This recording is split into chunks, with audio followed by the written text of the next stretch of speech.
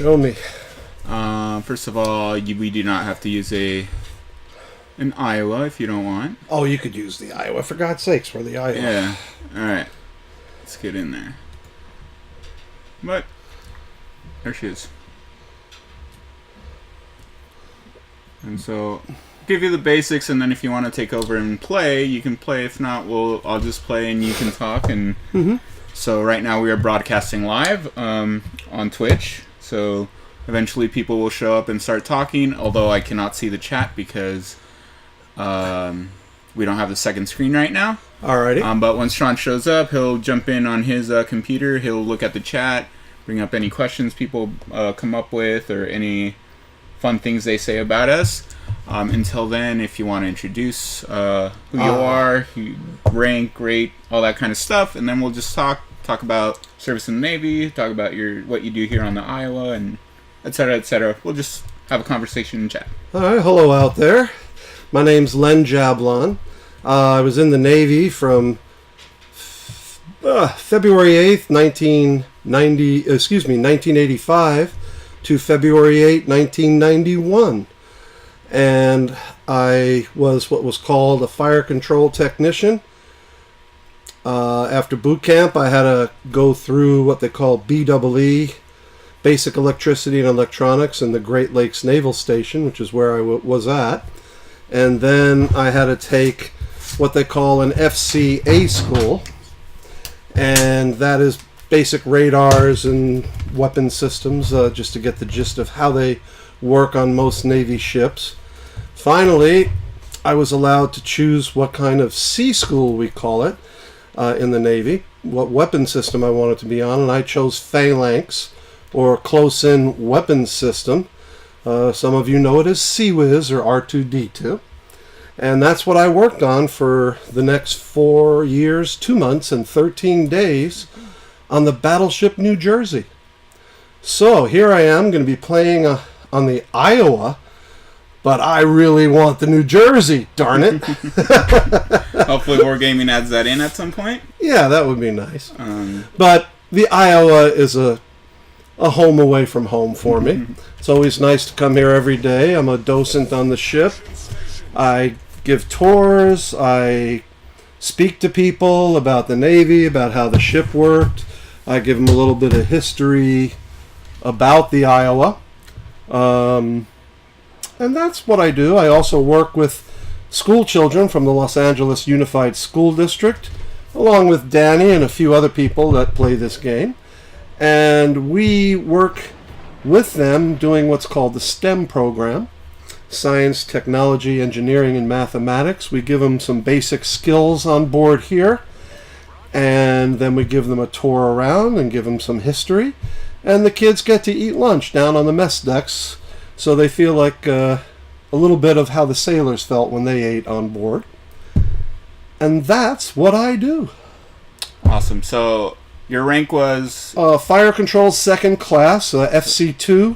Some of you old folks out there, if you play this game, it was called FTG and FTM before they combined the rank to FC. And I finished as a second class, which is like a sergeant in the other services. Okay. Awesome. So, when did you get on the New Jersey? That's a story. Yeah. November 26, 1986, Thanksgiving. My first day aboard. And I get there, and all they do is they just basically have one guy take you to where your rack is, your bunk, and then they leave you. You're done. Actually, they show you where one of the heads are, and they show you where the chow line is. So at least you know where you're sleeping, you know where you're eating, and you know where you can go relieve yourself. So it was Thanksgiving, and I went to the mess decks, and I ate a great Thanksgiving meal. They served a pretty nice one. They had 300 dependents on board as well. Dependents are the sailors' relatives. And luckily for me, I skipped eating the shrimp cocktail because the next morning, hundreds of people were ill. Evidently, some lowly little mess crank, we call them, had taken out the shrimp cocktail, let it defrost, put it out, and then I guess not enough people were eating it, so he took it back in, refroze it, and then brought it out again later in the day, and it sat out there. And as we all know, shrimp cocktail doesn't do well with warmth. So, hundreds of people got sick, the dependents, and many of the crew got sick. I had to stand 2 messenger of the watches that day, because that's the simplest watch they can give a person who's never been aboard the ship before. Basically, you just run errands for anyone on the quarterdeck. Yeah. The petty officer of the watch or the officer of the deck will just tell you, go do this, go do that. And then they get mad at me because I would take a long time doing it because it was my second day aboard the ship. Yeah. I didn't know where I'm going. I'm asking everyone questions. So, but that was my introduction to the New Jersey. We called it the Thanksgiving Day Massacre. Yeah. Everyone's got interesting stories about their first time getting to a ship. Yeah. I know Canfield's is always interesting. He had to chase the Iowa across Europe to try to catch up to it. I remember him telling me that. So, arrive on the ship, people get sick. That's November of '86. Correct. So the ship had already been commissioned for close to 2 years by then. Oh, yeah. More than that. It's about 3.5 years, I believe. Yeah. And so then I met my division shipmates. It was called GM Division at first. Later on, toward the end of my time aboard the New Jersey, they switched it and called it GC Division, Guns Sea Whiz. GM meant guns and missiles because we were all part of Tomahawk, Harpoon, and Sea Whiz. We were all berthed together and we were one division. So we were, in a sense, well, we were the, I'll say, better FCs. No. The Tomahawk and Harpoon guys would be saying that for themselves as well. But no, I joke around. We were all a great division.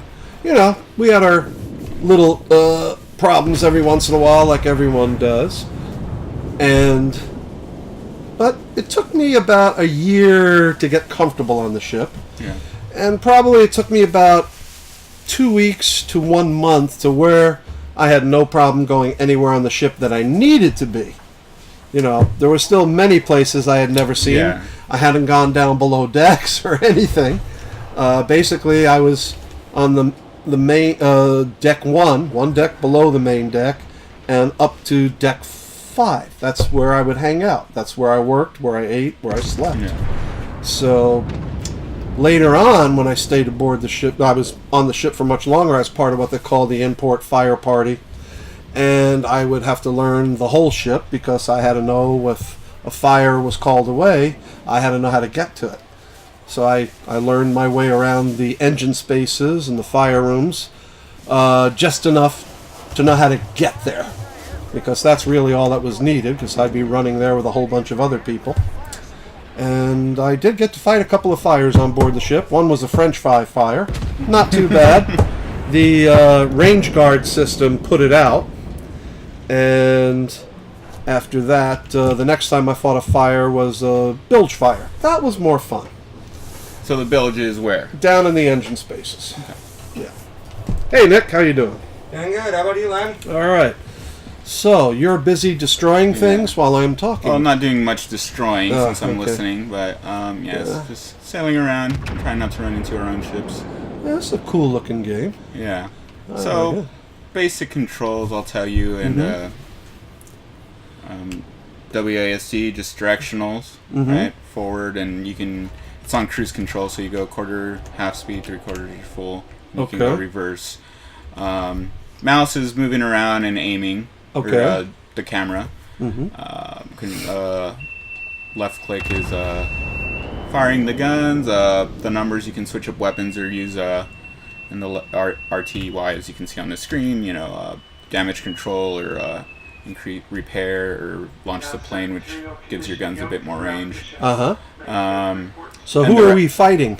Just other people, other ships. It's everybody picks whatever ship they want that they have unlocked. So. Okay, so you could actually be fighting another Iowa class ship. Yeah. Yep.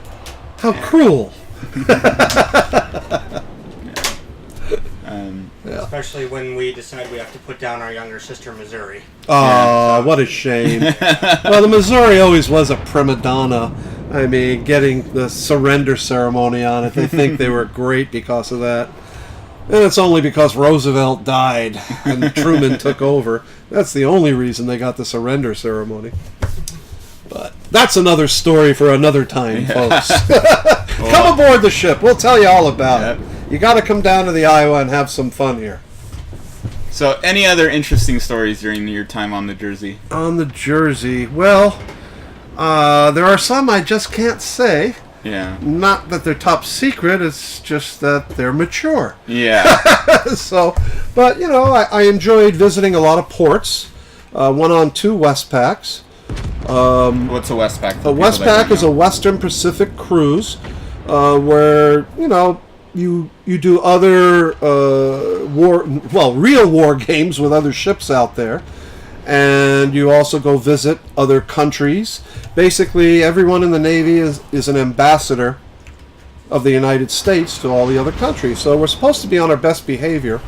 But being that as it may, sometimes sailors aren't on their best behavior after they pull into port after being out to sea for a few weeks. They go out and have sometimes too much fun. But we try not to do that. The countries I visited, let's see. I've been to Singapore. I've been to Hong Kong, Okinawa for a day. I wasn't even allowed to go on the island. I was stuck on board the ship on duty. Guam for half a day. Geez, so I don't count those 2 really, but I was there. Where else? I've been to Australia, was my favorite port. We hit a bunch of different cities there. Down, destroyed them. And this was for their bicentennial in 1988. So we started off in Perth, Australia, on the west coast of Australia. Then we went to Brisbane and I can't remember. But we finished off in Sydney, and Sydney was the best part. We had over 250,000 visitors on board our ship the week or 2 we were in Sydney itself. So that was a lot of fun. Where else? Subic Bay. That was very interesting, to say the least. It sounds like there's a lot of untold stories there. And they will stay that way.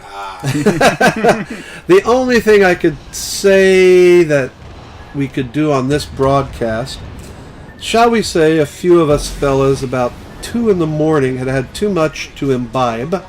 Drinking, for those who don't know that word, imbibe. And they had these transportation systems in Subic Bay called jeepneys and trikes. The trikes were like a motorcycle with a seat on the back, a little scooter, a motor scooter.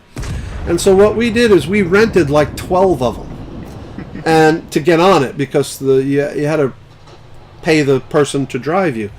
And we said we wanted to have a race down the road, which is a 2-way road, but we made it 1-way. And so they were 2 in the morning, and we had to pay them enough money to give them incentive to do this race. Yeah. And basically we're driving people off the road.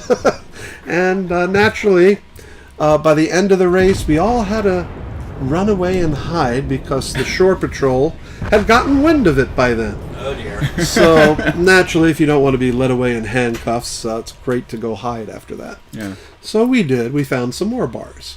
But that's the only really fun story that I can tell. Oh wait, another one. We also did some goodwill things. The chaplain's office had us do. It was I think they called it Project White Hat. And what we did is we went out to an orphanage and we repainted it for them and did some repair work and things like that. But when we went out there, they were worried about guerrillas. So they actually had a couple of guys with M16s come with us on the trucks, just in case, because they had some guerrilla activity in the Philippines during that time. And but we did that. And also in Korea, I forgot to say I visited South Korea. That was wonderful. I visited twice to South Korea. Busan one time and Seoul another time. We were there right before Sydney and right before the '88 Olympics. So we didn't see the Olympics, but they were really getting close and getting ready to do them. And I had some interesting talks with these students in their, I guess, tea joints or like a Starbucks kind of thing these days. And we were all originally told, do not go down anywhere near the university areas because these kids, they want to get into fights with you and all this and that. But being the obstinate and stubborn person I am, I said, well, that's where I want to go. And so I did go down there. Ha! Try and get me now, authorities. You can't. It's too long ago. Statute of limitations. And, no, I had some great conversations with these guys, and they were treating me wonderful, buying me tea. They bought me different dishes, Korean food, kimchi, bulgogi, and other things. And we had some rip-roaring political conversations, all respectful, but they got heated, but they were respectful. And I think I turned a few toward the United States. I did my job. But, yeah, so Korea was a lot of fun. And, oh, yeah, there is one more story for Korea. I went one day, I had a whole day off on leave, not leave, but liberty. And I took the train from Seoul, like a subway train, as far as it would go away from Seoul. Then I got on a bus. I didn't know where I'm going, didn't speak any Korean, and I took that to just some small town like 20 more clicks away, 20 more kilometers, whatever. And I get out. Not a person speaks English. It starts to rain.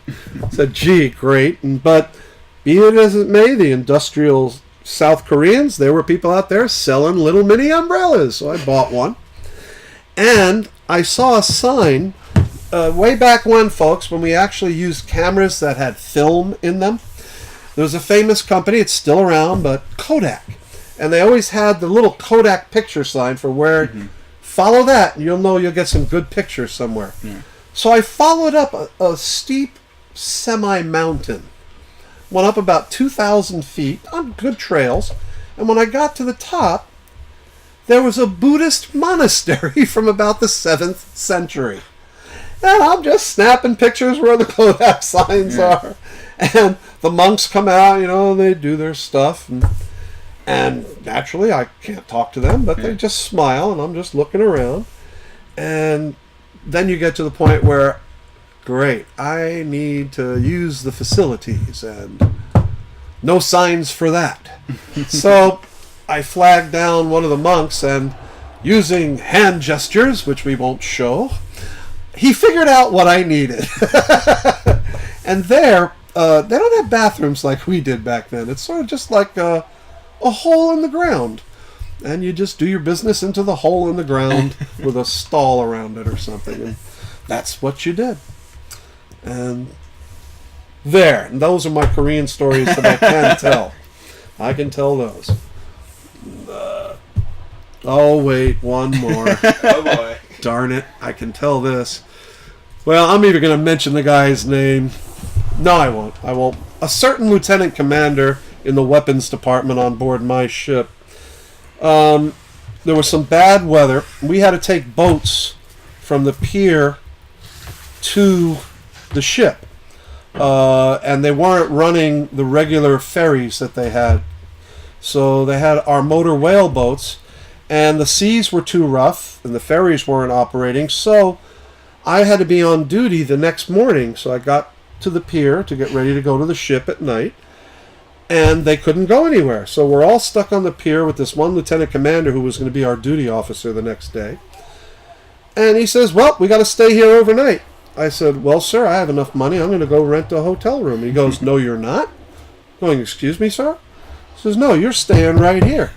I said, sir, just because the rest of these idiots are drunk and blew all their money and have no money for a hotel room, I do, sir. I will be back here bright and early at 05:30. No, you won't, Petty Officer Jablon. And I had to sleep, and you can't really call it sleeping. I just took off my pea coat and still froze a little bit, and I laid it down to use it as a pillow on the hard cement pier. Needless to say, that lieutenant commander and I didn't really like each other. I will not mention his name, but I hate you. Nice to know you still hold a grudge. I still hold a grudge after 30 years. That was 1988, so there you go. But those are some of the stupid things you have to put up with every once in a while. I mean, you get an officer, or even sometimes higher enlisted, who get a little power in their head, and they think they're God's gift to the world that can control every aspect of your life. Needless to say, folks, they cannot. You know, I just learned how to play all their games. That's what we do in the military sometimes. You have to play the game, do the politics. But on the whole, I had a great experience in the Navy for the 6 years active that I was in it. My last 2 years were inactive reserves. All I had to do was show up one time and collect $200. I took my wife and I to Las Vegas on that. And we had a nice day and a half there and then came home. And what else would you like to know? So that was your service, right? So you were part of the decommissioning crew then, right? For the Jersey. Yes. What was that like? Well, it was the second yard period in a sense for us, but this one was the final one. It was decommissioning. So basically, we had to remove all 4 close-in weapon systems or phalanx mounts, and that's a lot of work. And normally the yardbirds or the civilian contractors do it, but someone on our ship got the grand idea that let's save the Navy some money and the guys in our division will do it. All the CEWIS techs. So we did. And it was a lot of hard, grueling work for for about a month and a half, 2 months. And we got all 4 CEWIS mounts off and saved the Navy $250,000 about. For which they gave us a little ribbon, you know. Great job. Unit commendation, fellas. So you got a ribbon for it. What else? And then part of that time, in the Navy, you have to do what's called mess cooking or mess cranking. And you usually do it when you're an E1, E2, or E3 when you first arrive at the ship. But I arrived at the ship as a Petty Officer 3rd Class, an E4, and they don't have to mess crank. So... But by the end of the decommissioning period, nearing the end, for the last 2 months or so, we were down to a crew of like 300 or 400. So they needed mess cranks. And I was still an E4 at the time. I had just taken the test for E5 like the 5th time. You know, I had passed it all the time, but in the Navy they have something called P&A, pass but not advanced. So I didn't score like an A+. I scored a B or a whatever, and you just don't make rate. And so I had to go mess cooking. I got sent to the officers' mess, which turned out to be wonderful. Because I worked Monday through Thursday from 0400 to 1300 hours, 4 o'clock to 1 in the afternoon. I did breakfast and lunch, and I had 3-day weekends. The guys in my division who are still stuck working really hard in my division, they were mad. The guy, he gets to mess crank and leave for 3-day weekends. You know, and but you know, I worked hard there. You know, it's not fun to get up at 3:30 in the morning to be at work at 0400. But basically all I did was ferry food back and forth, wash their dishes, and clean up their plates. But, you know, give the officers good customer service. And that actually helped me one time. Because my senior chief and I didn't really get along very well. He was the last senior chief to our division before decommissioning. And we won't mention his name either. But he always rode me hard. And I needed some time off one time to go to some religious services, and he wouldn't give it to me. And I thought that was totally unfair, because I used to switch watches with other guys for their Christian holidays. I'm Jewish. And so I expected a reciprocal agreement that I get my religious holiday off when I need to go to my services. And he wouldn't do it. So what I did, because you have to write what's called a special request chit. Literally, ask permission. You got to get a note from mommy. But in this case, mommy is your division leader, division leading chief. And then they get their division officer to okay it. And then it goes up the chain of command. So he wouldn't do it. So now I either miss a very important holiday, or I knew Commander Agner, a great weapons department head on the Jersey. And I did anything he ever needed in the mess room to get him stuff and bring him things. Yeah. And so I went up to him and said, "Sir, I respectfully request to speak freely to you." He goes, "Okay, Len Jablon." And I said, "Well," I explained the situation. He says, "Oh, no, you're getting that day off." Yeah. And he did what's called bottom lining the chit. He's the last person to sign it. Yeah. He's the head guy, other than going up to the executive officer and the captain, which you don't need for this kind of special request. Yeah. And so I took my day off. And I come back later that night, and that senior chief is waiting for me because I was supposed to have duty that night.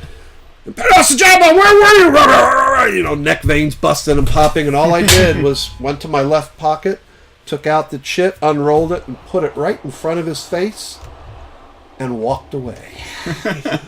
He wanted to kill me because he knows there's nothing you can do. I could have given him the courtesy and told him my chit's been bottom line, senior. Yeah. But the way he treated me, screw him, buddy.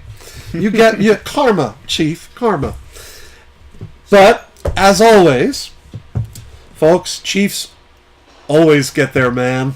They know how to find you. So when I made second class, about a month and a half before the ship was decommissioned, Commander Agner goes, "Well, Petty Officer Jablon, sorry, you got to go back to your division now because we do not have E5s mess cranking ever." Yeah. I go, "Oh, please, sir. I'll do anything for you here. I mean, you want me to swab the decks and do whatever you need, I'll do it." He goes, "No, Petty Officer, back to your division." So there I am, walking with my tail between my legs, back to my division the next morning. And the biggest bleep-eating grin on this senior chief.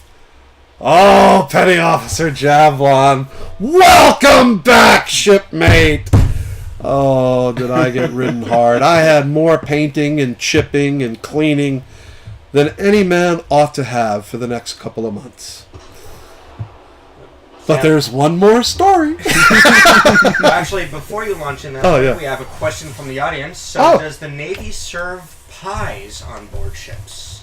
As in, what kind of pies? Apple pies? Blueberry pies? Or the kind they did in that movie that you don't want to eat? Let's start with pies in general. Yeah, they will not literally serve a pie to the enlisted. Maybe the chiefs or officers where they're in pie tins. But we'll get like an apple cobbler kind of thing that they'll dish out onto your plate. That's what I remember. I don't literally remember getting like a whole pie and you can just do it. That would be something that we would get from our relatives. They would send what we call care packages back during the snail mail days, folks, when we waited for that letter from home with some peanut butter and cookies and whatever else that you couldn't get in South Korea or the Philippines or wherever. So, but no, pies, just something that they would give to you in the mess line. At least that's the way I remember it. There's another question. Didn't Jersey have her flak tubs turn into hot tubs during Vietnam? Yes, actually. There was, I know definitely one, maybe two, but the captain had a swimming pool, not a hot tub. He had a swimming pool made, and only he and the officers used it, as far as I know. I mean, I've only read this somewhere, or I've been told this by some Vietnam vets. But then, for whatever reason, the captain was told, "You can't do that," by the upper-ranking admirals or whatever. And they put it back to normal, I guess. But yeah, they did have a swimming pool during Vietnam. But for sailors, you would never get to use that. For us, if we ever got a swim call, it's usually off the fantail.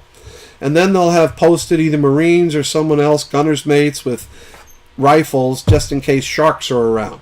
So, but you can go swimming off the fantail of the ship. We never had a swim call in my 4 years, 2 months, and 13 days on the ship. So I have no idea what it would be like. But other than that, you got your 30 seconds of water in the head for your shower. Yes, 30 seconds, folks. Otherwise, it's called a Hollywood. And you're not allowed a Hollywood shower while out to sea. In port, you can shower for as long as you like. But while out to sea, we have to make our own fresh water. And 95% of that water goes for the engines. Then the rest is divvied up between eating, drinking, and cleaning. Any other questions out there? Well, you kind of answered it already. One of the questions when you were telling the story of getting up above your senior chief was, were you basically saying, screw you, I do what I want, but you kind of answered that in the negatory. Well, yeah.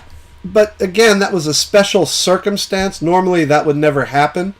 But you sort of, when you go into the military, you have to learn how to play the games. And they are games, folks. I mean, just like any job, you learn the politics of that job.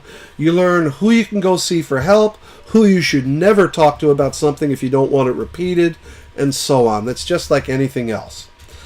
But in the military, the difference is there are consequences way above what could happen to you in civilian life.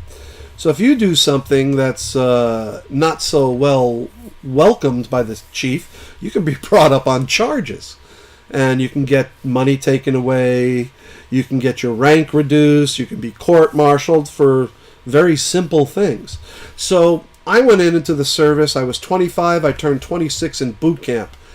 So I wasn't a little 18-year-old kid coming right out of high school who, they couldn't bully me. You know, I had lived 8 years of life before entering the service, and so I went in with a different attitude, like, yeah, you're going to bully me? Sure you will. You know, I'll do what you tell me to do, but if I can do it my way and get the job done, that's what I did. And most of the time I did it better than it was their way. And little did they know, they never really knew what I did, because the job was done well.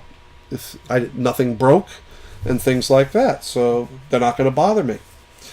But back to that one senior chief, this is the story I wanted to finish with. All right. And he had me on duty one night. This was about a week after I got back to the division. And it wasn't my duty night, but he made me stay aboard anyway, because a senior chief could do that. You know, it's just, no, Jablon, you don't have liberty today. You're going to stay aboard. And so he made me, he said our division heads needed to be cleaned. He says, Jablon, that's your job. Clean those heads. So you got showers, you got toilets, sinks, all that. You got the deck. And so I said, aye, aye, senior chief, it'll be done.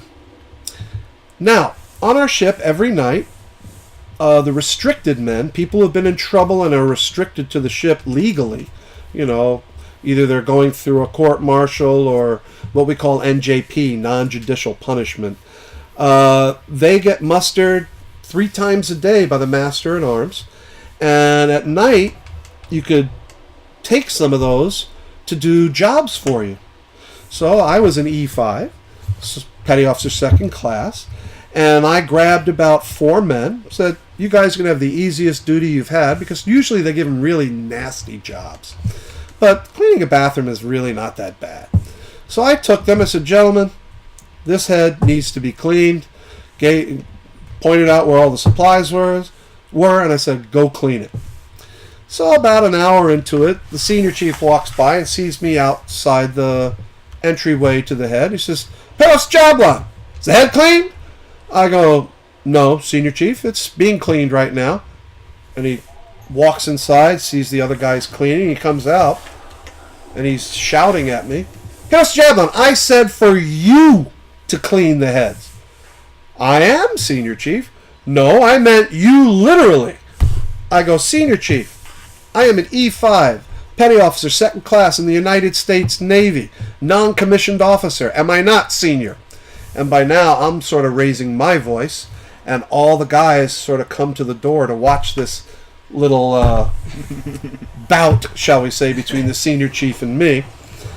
And he goes, yes, Petty Officer Jablon. I said, according to the rules and regulations, senior chief, do I not have the right to delegate responsibility, senior chief?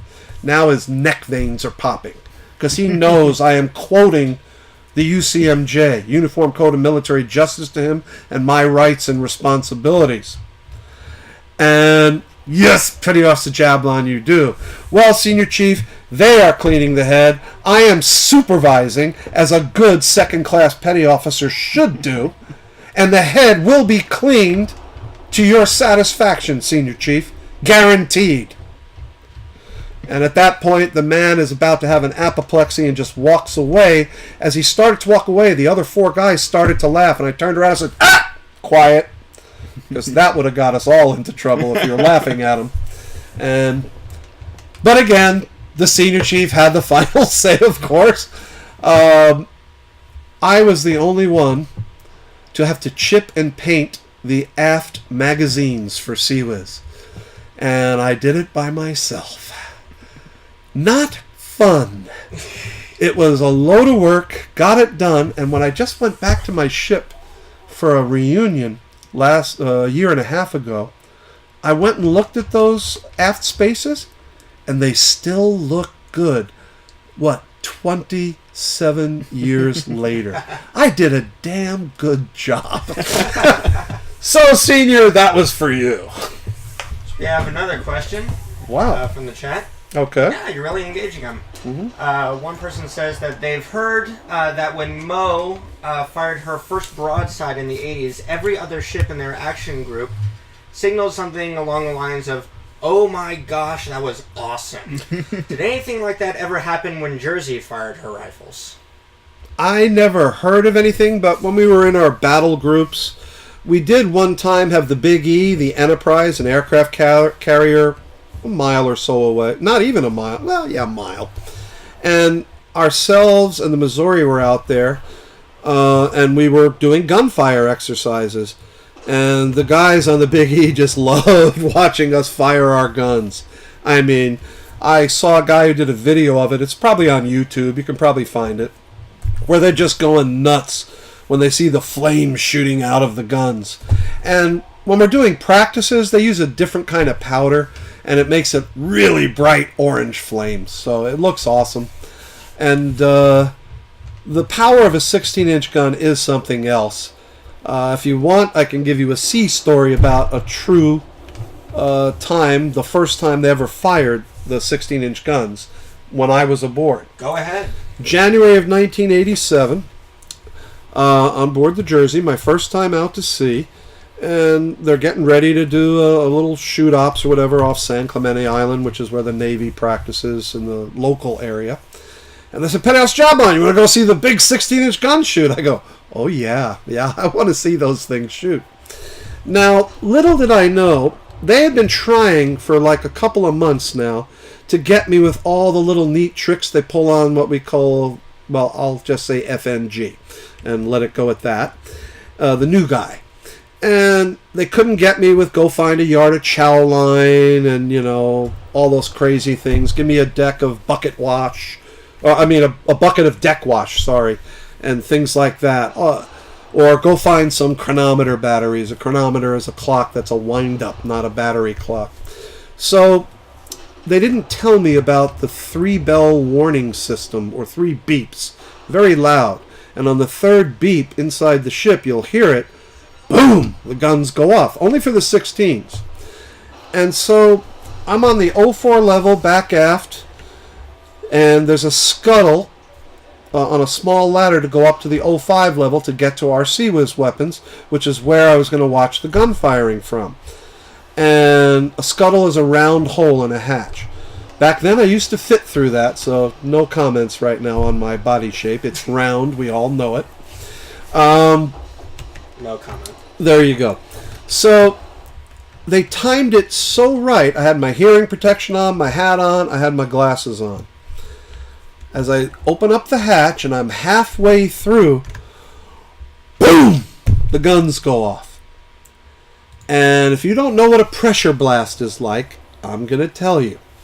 It shook me so violently, my hearing protection flew off, my hat flew off into the ocean, and my glasses skidded across the deck and broke both lenses. And I'm wobbling back and forth inside the hatch, and I wobble back down, and every single guy in there is just knee slapping and laughing. "How'd you like them guns, Petty Officer Jablon?" And that was, 1987, so it's 31 years ago this month. You will not forget your first time seeing those guns go off. And the pressure blast, I am about 35 feet to 40 feet above turret 3, the 16-inch guns on the aft part of the ship, and about 150 feet behind it. And that's still how powerful it was for me to feel that. So, it's nothing like it. Wow. Yeah. I hope you've enjoyed the stories. Come on out to the Iowa. Yeah. Check us out. What else? What else you want to talk about? Well, let's see. So, you joined Jersey in 87. I'm guessing 86. Or excuse me, 86. Yeah, you missed that story, or did you? Thanksgiving Day Massacre? I think I missed it. Yeah. 'Cause Right before he came in. Yeah. So, were you there when Jersey fired her guns in anger? No. I was never on the Jersey for her to fire her guns in anger. The last time she fired her guns in anger were in Lebanon. If you all remember back to your history, President Reagan. Yeah, it was Reagan. After the terrorists blew up the Saudi barracks in Saudi Arabia, Reagan wanted to retaliate. So he sent the New Jersey, which was scheduled to actually pull back in to port. They were just supposed to be out on like a little 2-month tiny cruise called Ref Trade, just getting ready to go on bigger cruises. One moment. Okay, and then they were called to go out to Lebanon. So they went out to Lebanon, and they fired over 286 rounds of 16-inch shells at the Shuf Mountains and literally made it into a molehill. And that was the last time her guns were fired in anger. So when they came back a few months after that, that's when I got on the ship. So it was right before. And their cruise, instead of being 2 months, turned into almost 11 months So that they were gone from home. That's when They served Larry lobster, was on. right? Oh, they probably would have served those guys lobster, yeah. This is an old joke for us folks. If you ever get surf and turf, get ready for the bad news coming right after that for the enlisted. The Chiefs would have surf and turf all the time. They had their own mess and they paid extra money, so they ate the best on the ship. The officers, I don't know, maybe they had surf and turf once a month, but if the enlisted ever got surf and turf, you were either having your deployment extended, or there was some other bad news that they were going to give you. So, yeah. We've heard the story, or some of us have heard the story from other Jersey vets about when they were first sent to Lebanon and they got surf and turf. Yeah, well, that's because they were supposed to be going home. Right. And there was supposedly, from what I understand, there was almost a 50% divorce rate from that cruise. Because a lot of the newly married sailors, either they fooled around or their wives at home fooled around, and they couldn't be separated for 11 months. It was newly married sailors, pretty much. The regular ones who've been doing this for their lives, I mean, no problems. But those are the hazards of being in the military. If your president, your commander-in-chief tells you to go somewhere, you have to go. Whether you like that president or not, you will do your duty. And that's the way it is. So, I don't know if you have any more on his service. Nothing on the chat yet. We'll see if... So, what was life like after? When I got out? Yep. Alright, so I got out February 8, 91. I had what was called terminal leave. Not that I'm dying, but I saved up 60 days of leave pay. You can save a maximum of 60 days. So basically for the last year and a half in the Navy, I didn't take any leave. And so this way, I'm literally not in the Navy, but I'm in the Navy. I'm just getting paid. I'm on vacation.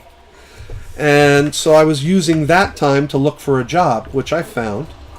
And I ended up working for this electronics company. I was helping make things for cell phones. But it was boring, so I didn't like it that much. And I finally got a job later on with Pepsi-Cola, and I repaired their electronic vending machines and also delivered them, and also had to fill up soda machines to schools and businesses. Did that for 5 years. But while doing that, I also promised I'd go back to college, because I dropped out of college when I was a junior. Idiot. Don't ever do that, folks. Don't drop out of college when you're a high junior or early senior. Very dumb thing to do. And so I went back to college, had to make up a whole bunch of credits because it had been 10 years since I was in college. And I got my liberal arts degree at Cal State University in Dominguez Hills, Carson, California. And then I took my teaching credential courses and became a teacher. And I taught in the Long Beach Unified School District for a number of years. Until I finally had enough of that, and here I am. So, we have a question of, what do you think about World of Warships? It's a pretty cool game. Danny's been playing it. I've just been watching. I'm one of the older geeks who, I'm not used to these kind of video games. I'm used to the old Ms. Pac-Man and all those, clingety-clackety bell-sounding things. That's what I always liked for games. So I guess one day I'll sit down here with you guys and play it. But it looks like a great game. The graphics are fantastic. Good job, folks. Very nice. And, but yes, get the jersey in here. If you're going to do it right, have all 4 Iowa class. And then if you want to have some fun, you can add the supposed Montana class after that. That's on there. Well, they actually... Oh, you have the Montana class? Yeah, we'll play that next game after this. The tier 10. Cool. Oh, I want to see those. We'll do that right after this. All right, Danny, once you die, you got to bring out Monty. Yeah, so that would be interesting. For those folks who don't know, Montana class, they had a 4th turret. Was there any other significant difference between... I don't know. I just know they had a 4th turret. I'm sure they made other improvements. I mean, they probably, I would say, if I was them, I would have increased the armor in certain areas. I would have increased the speed of the ship, even though 33 plus knots is pretty darn good. Montana, in game they're slower. Oh, in the game they're slower? Yeah. Okay. Well, in real life, they would have been back to 28s of the because they didn't. Sodex. Engines were still the same as Iowa's, or I think so. Okay. So weight. And then I would have added missiles. I think they were thinking about putting missiles on the Montana class later. I know there were a few design documents for finishing Kentucky as a missile ship. Yeah. Citadel. So, but naturally all the Iowas didn't have missiles until the 1980s. That's when they added 32 Tomahawk cruise missiles and 8 armored box launchers and 16 Harpoon missiles in these tubes. Oh my gosh, you just killed us. Yeah. Who killed us? It was, what was I fighting in Missouri? I think. Well, all right. At least it was another Iowa class. All right. So, the big nerd question of all time. Yamato versus Iowa. Yamato dies. Hate to tell you, folks. The Yamato was slower. Didn't have as good of a fire control solution like we did. We had these old computers designed in 1938 put on the ship. And they were put on the ship about late 42, early 43 before the ship was commissioned. These computers were extremely accurate for their time. Matter of fact, when they brought back all 4 ships in the 1980s, when Reagan was trying to build up the Navy to 600 ships, the Defense Department asked IBM, can you give us some great computers for our guns? And IBM came aboard, looked at all the specs and things, and said, no, what you have is better than what we could do. So those were used up until all the battleships were decommissioned, and they were great. So, back to the Yamato, if any of the Iowa class were fighting the Yamato, well, number one, we're faster, so we can get out of the way quicker. I think we could fire from further away as well. What was the distance on the Yamato's 18-inch guns? I think the Yamato was slightly far their maximum range. But but they didn't not have accuracy. Radar. They didn't have radar. No. So Yeah, they had no radar, so they can't do Or- over the horizon, as we call it. Maybe not as advanced radar. I don't know. So- Nowhere near as advanced. So They did have some. we could fire accurately from 23 to 25 miles away. They can't see us. We're going to punch holes in them. We also had great 18-inch armor-piercing shells up to 18 inches. So that would put a hurt on them. You know, granted, they're probably going to get a hit or two on the ship as well, but if we're close enough for them. But I don't think the captain would be that stupid and wouldn't get close enough. What was it? I think the World of Warships video on the Iowa, they did, or on the Yamato, did a little analysis on it where it's like, daytime, maybe the Yamato might have an advantage, but nighttime, Any other time. Yeah, but Japanese mainly fought at night. Gun battles were mainly at night. What the majority of gun battles between ships were done at night. That's the Japanese trained for that, and that's why they were very good at what they did at night. Until so, here's the Montana. 4. So what else? So they're just showing the 4 guns for this video. I mean, they're just going off and they of what still have designed. the 10 dual 5-inchers. They are 551s though. The 5-inch 51s instead of 38s? Yes. Okay, so a little more punch. No Siwa's mount. Oh, yeah. I None know, of it's these. way before the 80s. Montana class would have been in the 50s. It actually would have been pretty fun if, as like an April Fool's, they made the 1980s version of the Iowas. That would have been great. Yeah. At least like a skin. That should be possible. Well, They still have to add geometry. yeah. Anyway, get on to Wargaming. You know what? You should have had like planes attacking so we can see how well the 5-inchers go at the planes. They haven't matched this up against any Oh. carriers. Okay. So Alright. we can't test that out. Hopefully. Is that a fire control symbol right there? Where? See, it almost looks like the little V with the lines on the side? Where? Right there. Oh, It almost that's looks just- like fire yeah. control. But it's just the reticle for Okay. aiming on the game. Mm-hmm. By the way, Danny, someone posted a clip from this stream of the Yamato versus Iowa as told by Mr. Okay. Jablon and got a warning from the bot, so that's something we gotta look into Yeah, fixing. that's A weird. warning? For links. For Okay. posting links. Yeah, Alright, we'll work on that. yeah. Anyway, I I was testing different ones. Oh, okay. I gotta go set up for the Set up, overnight, okay. so I'll leave you What's our time? with the... Then you could probably push like till 4:30, right? Yeah, 4:30 max. Okay. So we still got half an hour. If any questions pop up, it's gonna be hard to see the chat since it's on the laptop and Sean has not shown up. Yeah, shame on Sean. We'll have a second screen next week. Here, we'll move it closer. Be So you slightly can more see your professional. beautiful face. See, we contrast beauty versus ugly. And, you know, I take the ugly part. Make Danny feel good, you know. There are several comments I can make, I just choose not to make them. Alright, Hey, you got to be proud of me for keeping this clean, you know. This is true. I am very proud of you.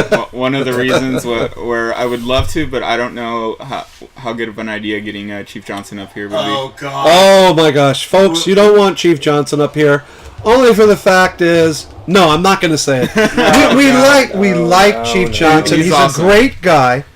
But shall we say he has a bit of a salty, coarse language to him, and he doesn't care who he says it to. I'd have to switch on the You'd have to have the bleep thing. You have a bleep thing on this? the warning on there. It's mature For- content. Oh, for mature content? mature content. Yeah. Okay. Yeah, I haven't had to yet. he was actually the person that started me out in the tour department. He was the one who I followed, and I basically spent the entire day yelling at him for cursing at women and children.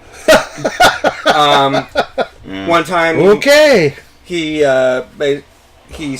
dropped the F-bomb, and I said, "Chief, watch your language." And he said, and this is like in front of a family with 5-year-olds, Right. like, "Oh, F, that's right. I'm not supposed to say the word F, which makes me so effing depressed." That is Chief Johnson. That is Chief Johnson. God All right. bless him. Hell of a gunner's mate, Chief, though. Yeah. Oh, I'm gonna die soon. For those who just heard it, that was our 4 o'clock or 1600 bells. All Yeah, I died real fast. You died real I fast. wasn't paying attention too much. Nice transition with Nick talking about when he started in tours. How did you find out the ship was coming here to San Pedro, and how did you start here on the ship? Oh, well, I heard about it a long time ago when the ship was coming to San Pedro, but I never came here until 2014 Veterans Day. Yeah. My wife had seen a little blurb somewhere, either on the news or in the newspaper or online, saying, hey, open house for free visits for all the veterans on Veterans Day. She says, let's go. I said, sweetheart, I lived 4 years on one of those ships. I do not need to go see it. And she said, no, you're going. I wasn't really a happy camper during those times. I wasn't feeling well health-wise, and I had been out of work for a little bit. So she made me go, and when I got here and walked up the forward brow to the quarterdeck, just coming aboard the Iowa brought back so many memories from the Jersey. And I got to speaking to some of the guys, and I wore my New Jersey hat, of course, when I came aboard. So I had a few people talking to me, asking me questions and things like that as I walked around. And I found out that they could always use tour guides and volunteers, basically, for anything on the ship.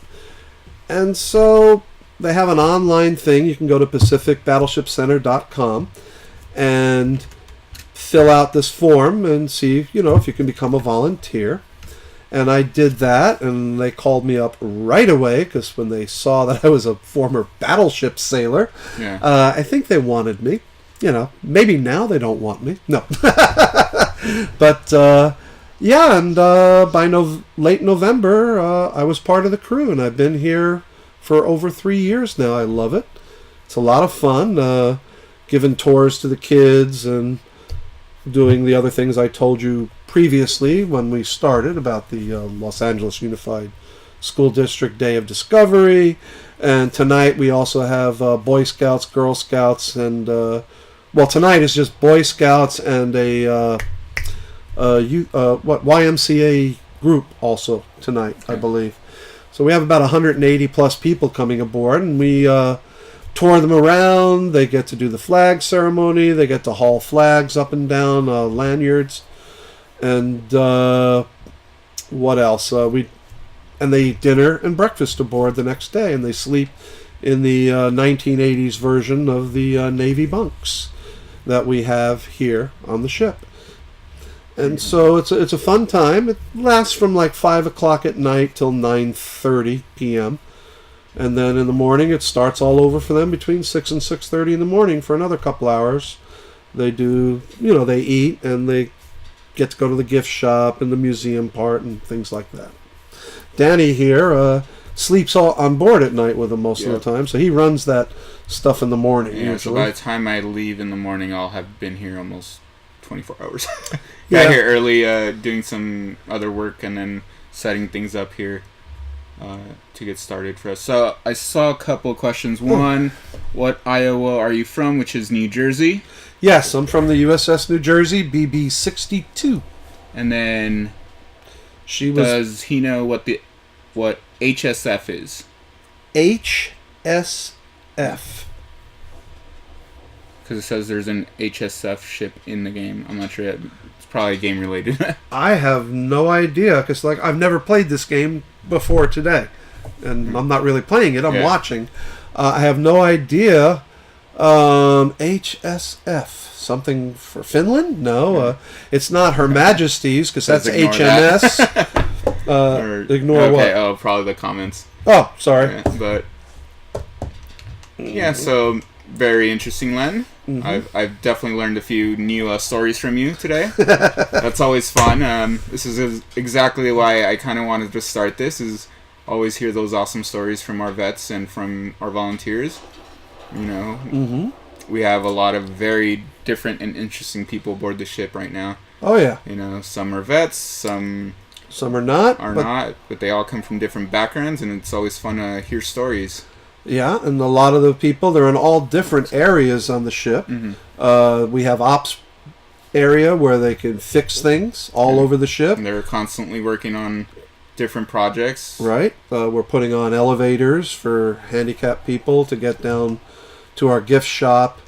Let me say it right. Disabled people to get down to our gift shop, and also to a new exhibit that they're going to be doing with Alt-C, which will be a really cool exhibit coming up in the near future. What else here? Ops, tours. Oh, radio. We have our own ham radio guys aboard the ship, and they broadcast from here. Yeah, they've restored that area so well. Yeah, and they've also got some of our transmitters, the actual transmitters on the ship, to work as well. And radio guys even got our call sign back for Iowa. Quick segue. Yeah. As our Twitch channel, the name is November Echo Papa Mike, which is the ship's radio call sign. There you go. So. Let's see, anything else? Iowa plushies when. We don't have any plushies. We have an eagle plushie in the store, and I think that's about it. Handy canpable. Okay, I like that. Stone Gullet, that's a good comment. Yeah. Oh, HSF is anime, he said. Yeah, High School okay. Fleet. So yeah. Well, there you go. Thank you. I don't think they have an Iowa yet. I know they have Yamato and stuff in that show. Nick and I were looking at it a bit, trying to figure it out. And one day we got to get Josh to do this. Yeah. So Josh, tell them about our Josh. old public programming manager. He was our old boss with the education stuff. He has since moved to Virginia, working in what was the name of the tavern? I don't know. I forgot, but he might be watching. He might be hanging out. But he said he's gonna jump in the game one day and try to hunt us down and sink us. I've not seen his name today, so I don't think he's doing that or has been able to join us. But one day we'll Skype him or Google Hangouts, web chat or video chat with him and get him in here, talk to him about what he's doing. He had, before coming to the Iowa, had worked on the Missouri, so he's worked on two different Iowa ships, and he's now close to the other two, since he's on the East Coast now. But yeah, we'll get him on here someday when he has time and his schedule works out. Talk to him, see what, catch up with him and see what stories he has about working on the Missouri and Iowa. He's very knowledgeable about them. Have you decided you're going to get Craig Post in here one day? Oh yeah. Craig's awesome. And he has a voice. So if we ever ended up having a permanent host for this, it's either him or Sean. Sean has an awesome voice too, radio voice. Oh, Obi-Sean. Yes. Yes, he's a big Star Wars kind of guy. If you ever check out his podcast. Star Wars and sci-fi.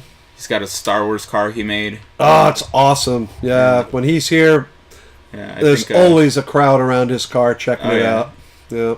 The plan will be when Chris Butler gets back from his sailing on, I don't know what ship he's on right now, but he's doing graphic design on there or something, right? Yeah. He does a lot of the science and space stuff, I guess, astronomy. Okay. Oh, okay. But when he gets back, we'll have him on here with Sean because they're very good friends, and have them talk. I'm sure together they will talk and have awesome stories about stuff they do together. Right. And Chris is a artist, paints and stuff, and Nick was telling me that's how he got the Canard job, is that he had done a painting and someone on some lord or whatever in England noticed it and wanted to know the artist, and that's how he got the job. That's awesome. Yeah, that's awesome. So I'm sure he'll have better details and a better story about it. But once he gets back, we'll have him on here in a couple of weeks. That's the whole point of this streaming thing, is I want people to get to know everyone here on the ship. Might not never get to everyone since we have thousands of volunteers aboard, and everybody's is here when they have time. We have former crew members who are here once a year. Right, the Iowa guys come down. Yeah. A lot of them from up north, and those we call them the Richmond crew because that's where they first we had started. a couple of them, and the I unfortunately was completely clueless, forgot about it, and didn't sit them down while they were here. They were here last week. Yeah, they would have been awesome to have here and talk about all the restoration that was done before the ship got to San Pedro. They're the ones up in Richmond who stripped everything and painted it and did all the fixes to make it look nice when it got here in 2012. Mm-hmm. So they would have been awesome to talk with. And then the Iowa Veterans Association comes out here every few years. Or do they do it every year?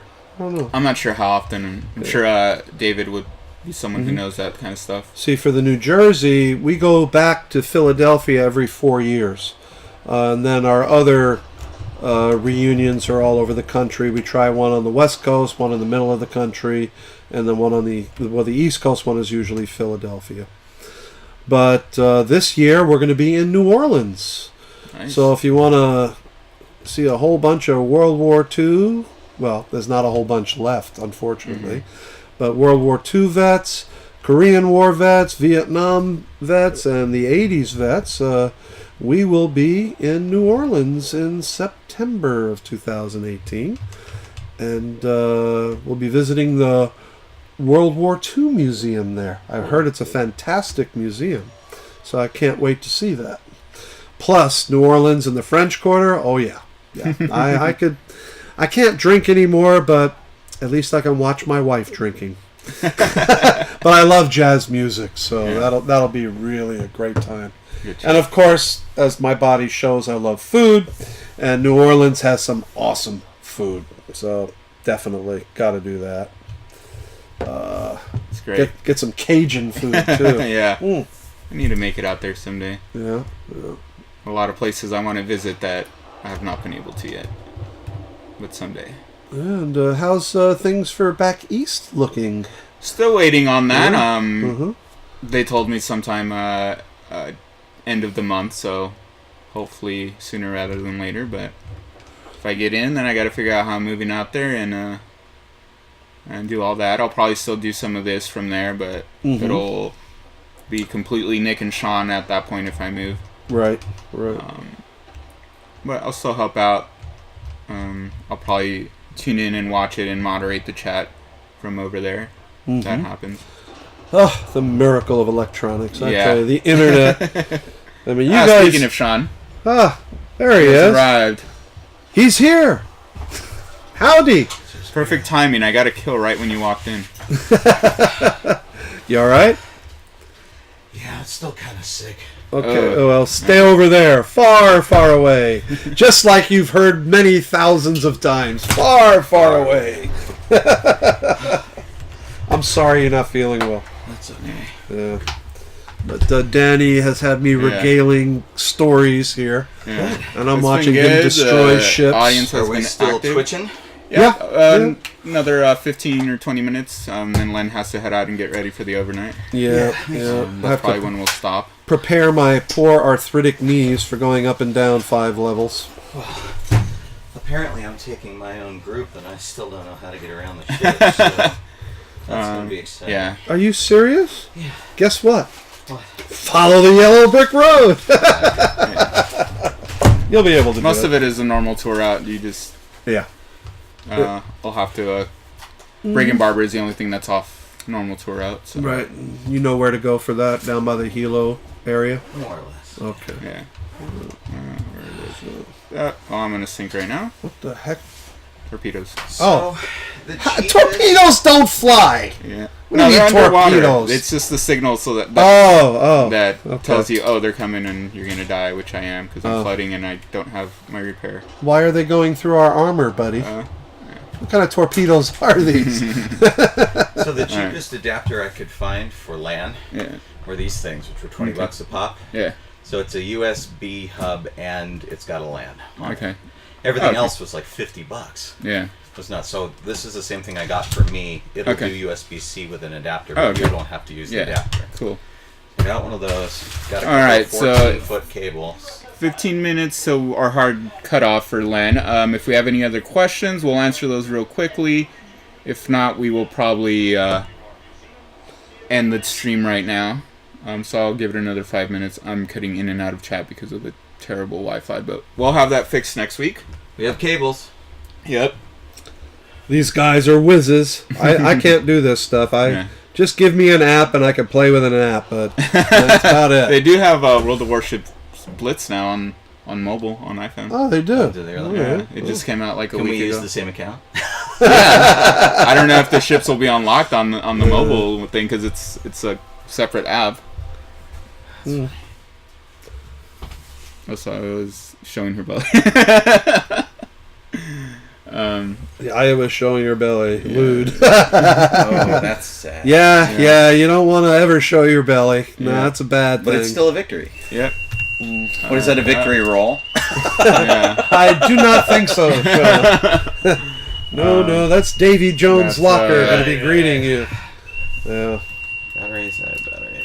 Yeah. All right, guys. Thanks for tuning in. We'll be back next week. We have to find a guest for next week, but there's plenty of people to choose from, so we'll find someone. I hope my commentary about my life in the Navy made it a little more fun for you today. You guys sorry, have I a missed great it. one. Yeah. All right. See you next week, guys. Bye. And